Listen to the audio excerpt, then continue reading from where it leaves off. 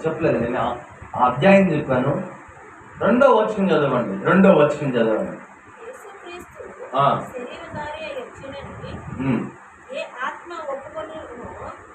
దేవుని సంబంధమైనది. ఏ ఆత్మ యేసును ఒప్పుకొనుదో అది దేవుని సంబంధమైనది కాదు. దీనిని బట్టి దేవుని ఆత్మను మీరు ఎరుగుదురు.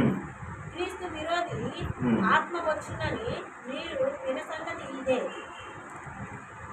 ఇక్కడ చాలా అద్భుతంగా యోహాను గారు రాస్తారు. మీకు అర్థమైందో లేదో కానీ, ఎంతవరకు అర్థమైందో లేదో కానీ స్పష్టంగా వాక్యంలో రాయబడి ఉంది. ఏమని రాయబడి ఉందో తెలుసా?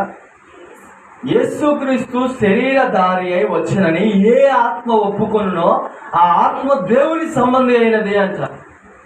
ఏ ఆత్మ అయితే యేసుక్రీస్తు ప్రభువారు రారు, యేసుక్రీస్తు ప్రభువారు శరీరధారిగా రాలేదు అని ఎవరైతే ఒప్పుకోలేదో వారు దేవుని సంబంధులు కాదని చాలా స్పష్టంగా యోహాను గారు రాశారు.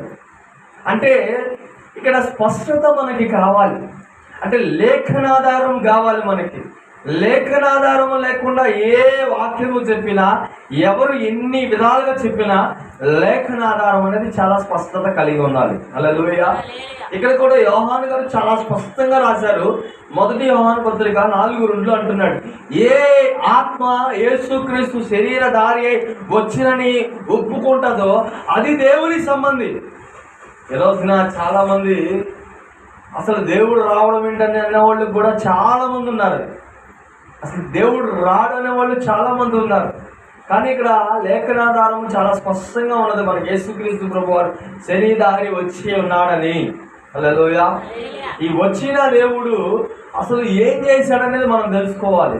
ఈ వచ్చిన దేవుడు ఏ విధంగా మనలను దేవుని విధానంలో నడిపించడానికి ఈ మాటలు తెలుసుకోవడానికి మనము చాలా ప్రయత్నాత్మకంగా ఉండాలి. ఎందుకంటే మత్తల ఆదివారం అని చాలా మంది అంటారు. చాలా మంది హోసన్నా జయము, హోసన్నా జయము, హోసన్నా జయం అని ఎగురుతూ ఉంటారు. అసలు హోసన్నా జయం అనడానికి గల కారణం ఏంటయ్యా అంటే ఆయన వచ్చాడు, ఆయన బట్టలు పరిచారని చెప్తూ ఉంటారు. కానీ ఆ విషయాలు అనేది మనము తెలుసుకోవడానికి ప్రయత్నం చేయాలి. చాలామంది ఆ ప్రయత్నాలు అయితే చేయరు. చాలామంది ఆ రోజున ఆదివారం మందిరానికి వెళ్ళామా, కొద్ది చిన్న కానుకేసామా, మళ్ళీ మన కుటుంబం వరకు ప్రార్థన చేసుకున్నామా, వెళ్ళిపోయామా. అది కాదు ఆరాధన. నీ పక్క వ్యక్తి కొరకు నీవు ఆ పక్కన ఉన్న సహోదరునికి కానీ సహోదరుడికి కానీ ఏ విధమైన ఆటంకాలు ఉన్నాయి, ఏ విధమైన ఇబ్బందులు ఉన్నాయి, ఏ విధమైన ఉద్దేశం కలిగి ఉన్నారనేది నువ్వు కనుక్కోవాలి.